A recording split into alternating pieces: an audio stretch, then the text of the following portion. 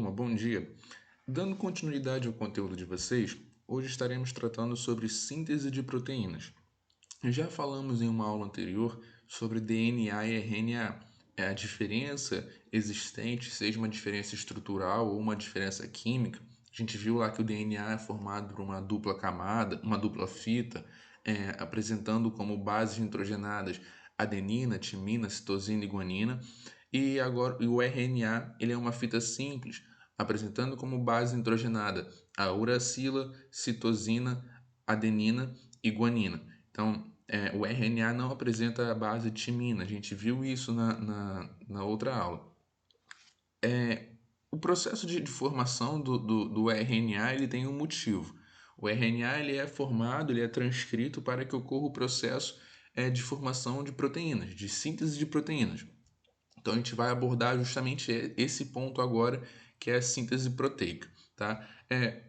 Antes da gente entrar nessa questão de síntese de proteínas, a gente tem que entender, lembrar qual organela da célula é justamente responsável por essa produção, no caso pela síntese de proteínas.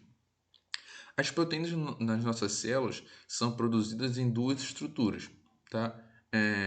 Em duas organelas. Temos os ribossomos, que são essas organelas aqui, formadas por duas subunidades. Temos a subunidade maior e temos a subunidade menor. Esses são os ribossomos, mas as proteínas também podem ser formadas no retículo endoplasmático rugoso. O retículo endoplasmático rugoso recebe esse nome porque apresenta em sua constituição, em sua parede, diversos ribossomos aderidos, tá? Então, o ribossomo é a organela responsável por produzir proteína. Só que essa organela ela pode estar livre no citoplasma ou pode estar aderida na parede do retículo endoplasmático rugoso, tá? Lembrando outra coisa, os ribossomos também estão presentes nos seres procariontes, tá? Então, o ribossomo não é uma estrutura exclusiva dos seres eucariontes, também estão presentes nos seres procariontes, no caso em bactérias.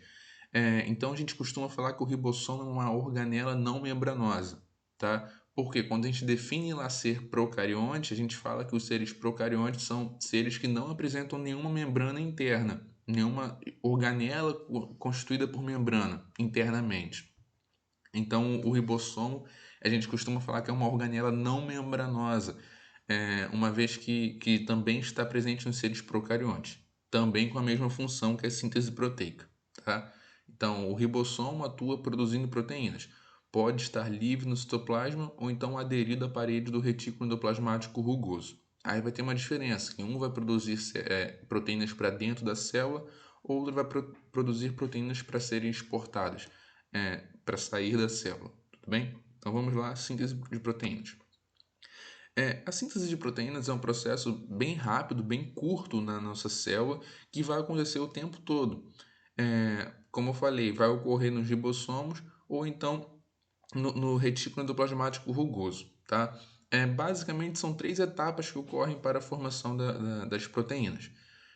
Durante o processo de transcrição, temos aqui o código genético, o DNA, uma fita dupla. Vai ocorrer uma leitura desse DNA, formando então o RNA. A gente vai ver em etapas mais à frente. Só que a gente tem que ter em mente uma coisa: nem todo DNA presente ele apresenta informação codificável. Como assim? Nem todo o seu material genético apresenta uma informação importante que gere uma proteína, tá? Isso é importante por quê? Porque você, apresentando regiões não codificáveis no seu código genético, isso vai reduzir a possibilidade de ocorrer uma mutação, uma alteração nesse código genético. Então a gente classifica o primeiro RNA formado, a gente classifica ele formando, sendo constituído por introns e exons, tá? Os introns são regiões não codificáveis. Essa parte verdinha aqui. A gente fala que o intron então é região não codificável e os exons são as regiões codificáveis, tá? Então, quando ocorreu a formação do RNA, ele apresenta introns e exons, mas depois, por um processo que a gente vai falar mais à frente, ocorre a formação somente de exons, tá? Os introns são retirados do RNA. Ocorre a formação do que a gente chama de splicing, que é a união dessas bandas de exons, para que no RNA mensageiro só ocorra a formação de regiões codificáveis, tudo bem? Então, o RNA inicial apresenta introns e exons. Os introns não são codificáveis, então são retirados, ficando somente os exons no RNA mensageiro, tá? Então, vamos lá. A primeira etapa do processo de síntese de proteínas é a transcrição. Essa transcrição também ocorre em algumas etapas. A primeira etapa, no caso, é o reconhecimento da fita molde. A gente costuma falar que existe um sentido da vida. O sentido da vida ele é 5 linhas, 3 linhas. O que eu quero dizer com 5 linhas, 3 linhas? A fita, a enzima RNA polimerase, ela vai seguir o sentido 5 linhas, 3 linhas, para que ocorra a formação de um novo RNA. Assim também na questão da duplicação do próprio DNA, segue esse mesmo sentido, 5 linhas, 3 linhas. Então, ocorreu o reconhecimento da fita de DNA molde.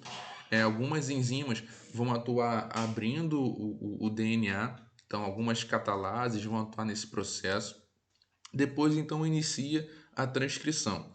A polimerase ligada à região promotora inicia o processo de transcrição, adicionando primeiro 9 nucleotídeos da sequência do RNA. Vamos lá. Primeiro ocorre o processo de transcrição para que depois ocorra o processo de tradução mais à frente, que é a formação de proteínas, tá? Então, inicia o processo de transcrição através da RNA polimerase.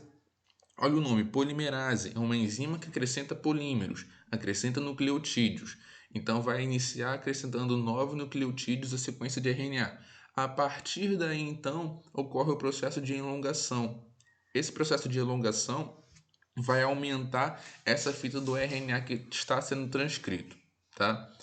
E ele vai terminar, tem o seu término como quarta etapa da transcrição, quando a polimerase do RNA encontra a sequência de terminalização.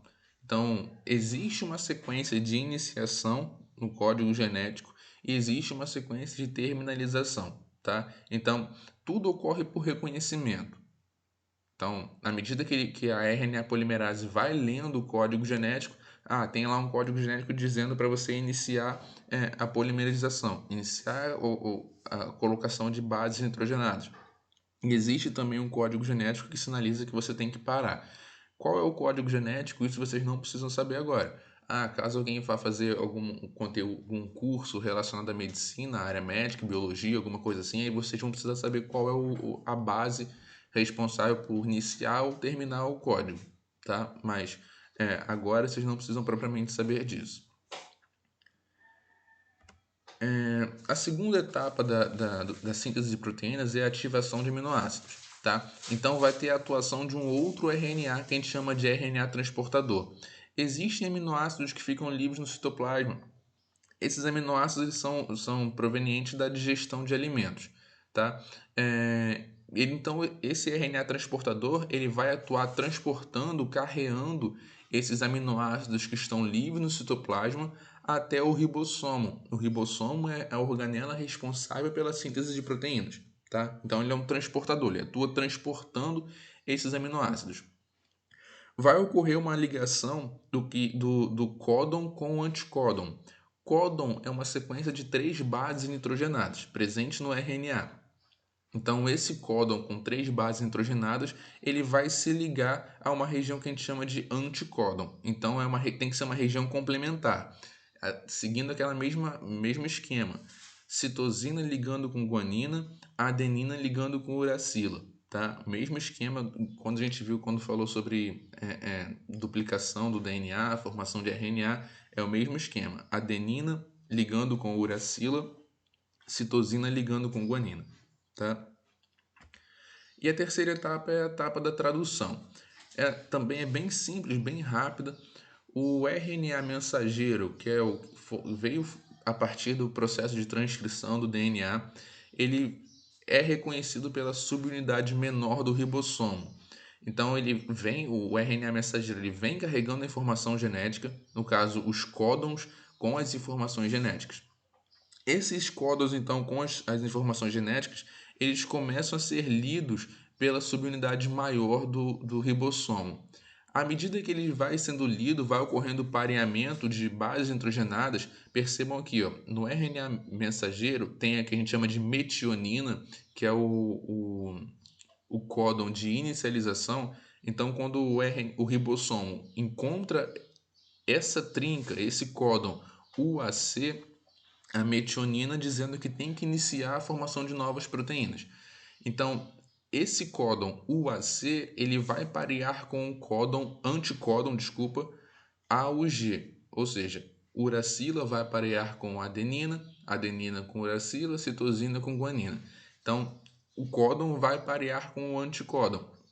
Encontrou a metionina, significa que tem que iniciar a formação de aminoácidos. Então, vai ocorrendo a formação de vários aminoácidos. Lembrando que a cada um aminoácido, 3 bases nitrogenadas são necessárias. Então se a partir da metionina tem lá 30 aminoácidos, tem lá 30 bases nitrogenadas, quantos aminoácidos serão formados? 10. Ou seja, a cada 3 bases nitrogenadas, um aminoácido é formado. Tem lá então 3.000 bases nitrogenadas. Quantos aminoácidos serão formados? 1.000. Tá? Sempre divide esse valor por 3 para saber a quantidade de aminoácidos formados. Então, a subunidade menor reconhece o RNA mensageiro e a subunidade maior, então, inicia o processo de formação de aminoácidos através do pareamento do códon com o anticódon do ribossomo. Tá?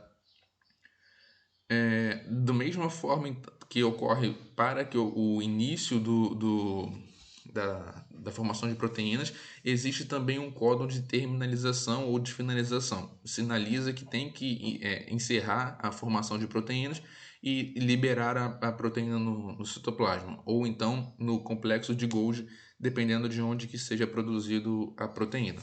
Tá? Então ele acrescenta uma molécula de água ao final e libera então esse aminoácido. Existem aminoácidos que são pequenos, proteínas que são pequenas, desculpa. Existem proteínas que são pequenas, existem proteínas que são muito grandes. Isso vai depender do tamanho do RNA que é formado. Aqui tem uma tabelinha de aminoácidos. Então, o nosso corpo ele vai classificar os aminoácidos de 2 formas. Tem os aminoácidos que a gente chama de aminoácidos essenciais, que são aqueles que o nosso corpo não é capaz de produzir. Então, a gente tem que consumir esses aminoácidos através do consumo, né, no caso da alimentação. Seja através de consumo de carne, que você já consome um aminoácido diretamente pronto, ou então através do consumo de vegetais. Vai ser um processo um pouquinho mais longo, mas você também acaba produzindo, transformando esses aminoácidos dentro de você. E tem os aminoácidos não essenciais, que são aqueles que o seu corpo consegue produzir. Tá? Essa tabelinha aqui é a tabelinha de todos os aminoácidos que o nosso corpo precisa e é capaz de produzir ou não. Percebam uma coisa, temos aqui fenilalanina, esse aminoácido.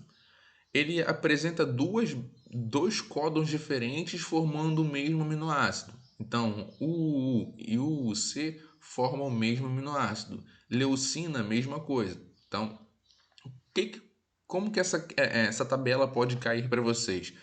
Dá lá uma sequência muito grande de bases nitrogenadas. Tem lá a sequência lá de várias bases nitrogenadas. E a partir dessa sequência de bases nitrogenadas, pode pedir para vocês dizerem quais aminoácidos são formados. Mas vocês não podem usar toda aquela sequência de bases nitrogenadas. Por que não? Porque existe um códon que sinaliza que a partir dele vai iniciar a produção de aminoácidos. Tá aqui, ó, metionina, que é o códon de inicialização, tá? AUG.